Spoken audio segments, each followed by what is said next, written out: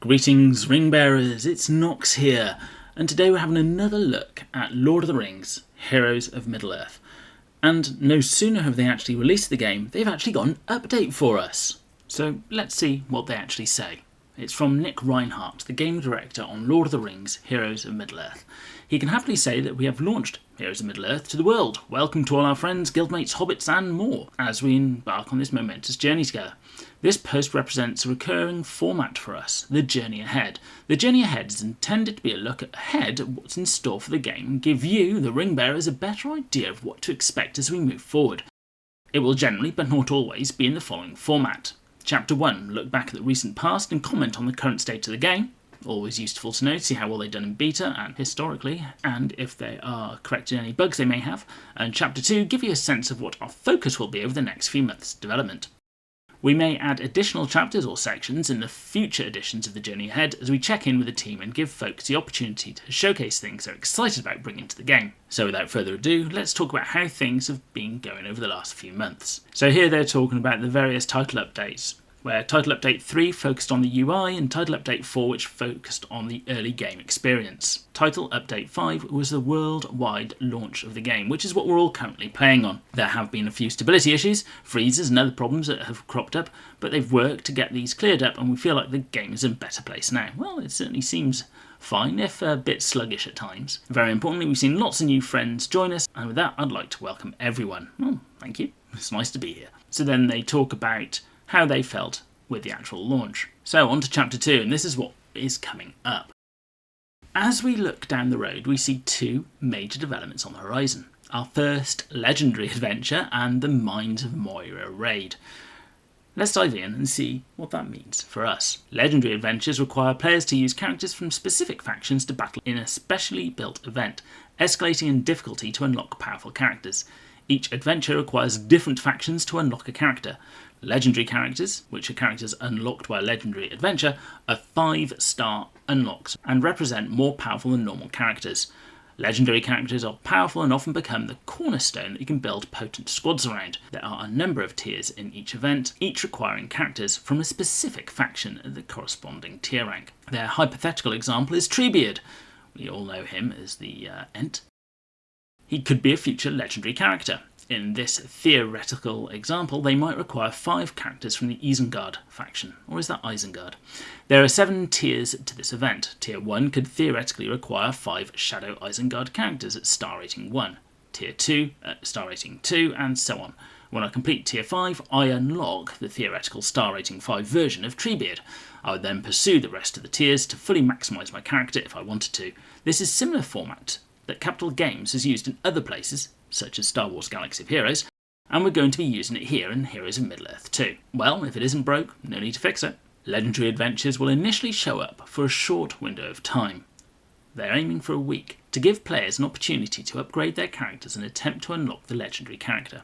Each legendary adventure may return. When and how, they haven't yet told us, but I'm sure they will. And he's excited to announce the first legendary, who is Lord Elrond. Gotta admit, he looks pretty funky in that art, so let's hope the game representation is as good. He was as noble and fair an elf lord, as strong as a warrior and as wise as a wizard, as venerable as a king of dwarves and as kind as summer. Interesting quote there from The Hobbit. Lord Elrond is the pinnacle of elven prowess, utilising the power of his ring, Villiad, to command the Bruinen River and protect Rivendell's borders.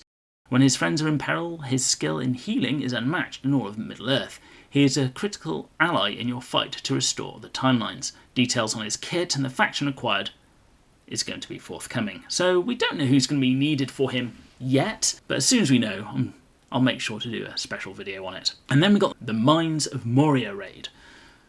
From the woods to mountains, you've likely seen the messages in-game if you've made it to level 20. Our first raid is coming to Heroes of Middle-earth, the Mines of Moria. We couldn't think of a better opening raid to introduce our players to, and we thought of quite a few. Okay. I imagine one of them is going to be that forest with that massive spider, Shelob. The Mines of Moria itself is a sprawling complex of rooms, dwarven in make and trashed by orcish interlopers. There's a cave troll, and most nightmarish of all, the dreaded Balrog. Has anyone seen Gandalf? It has cool locations and characters, and it checks all the boxes for an epic game raid. Let me take a moment to tell you a bit about the raid system in Heroes of Middle-earth. Raids will be open to guilds and their members to engage with. Note, you must be at a certain level to participate in the raid. We are aiming for guilds to be able to kick a chapter off about once a week and last around 4 or 5 days. The goal of each raid is to do damage in each chapter of the raid and accrue points. Those points translate into personal rewards for yourself and guild level rewards for everyone in the guild. Players can increase the number of points they accrue by increasing the difficulty of the raid on each of their attempts, independent of the guild. The higher the difficulty, the greater the rewards. Interesting. This is a bit of a change from how I used to know how they did it on Star Wars Galaxy of Heroes, which is one great big monster and you all attack it. And it then goes through various phases. Our goal is to have dynamically challenging raid experience to grow with your roster of characters, but also allow players in each guild to choose the experience that feels most comfortable for them. Okay, so rather than being frustrated and not being able to do any damage, you will be able to do something and aid the guild as a whole. Good move.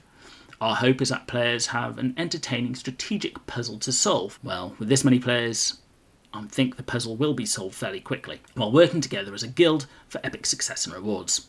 The Mines of Moria is going to be released in a chapter-by-chapter format as illustrated above. Rather than going live with all aspects of the raid at once, we'll be releasing chapters one at a time over the course of a month or two. So when the Mines of Moria release, you'll see chapter 1 of a 4-chapter experience. Our hope with this experience is that players and guilds will be able to focus, build mastery across each chapter one at a time, and give them a chance to get excited for each part of the raid release. Sounds like a good way, and also it'll give us time to power up our roster to be able to take on the challenges as well. Now you may be asking yourself, why am I doing this raid, other than it being cool? Well, there's awesome rewards, powerful new gear, and maybe a powerful friend you can collect along the way. I mentioned Gandalf earlier. Really? Now that would be nice. It's still early and the future is yet to be written, but we have a ton of exciting plans for you in the future.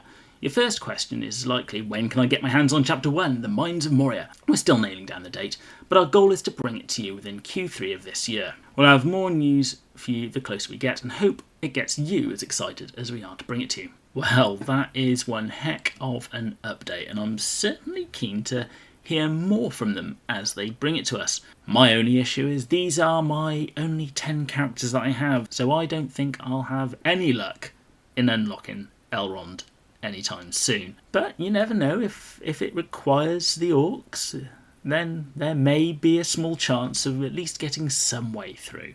Although I've got a long way to go to get them all up to 5-star. So what do you guys think of this update? Are you looking forward to what they're bringing? Let me know in the comments below, and don't forget to like and subscribe.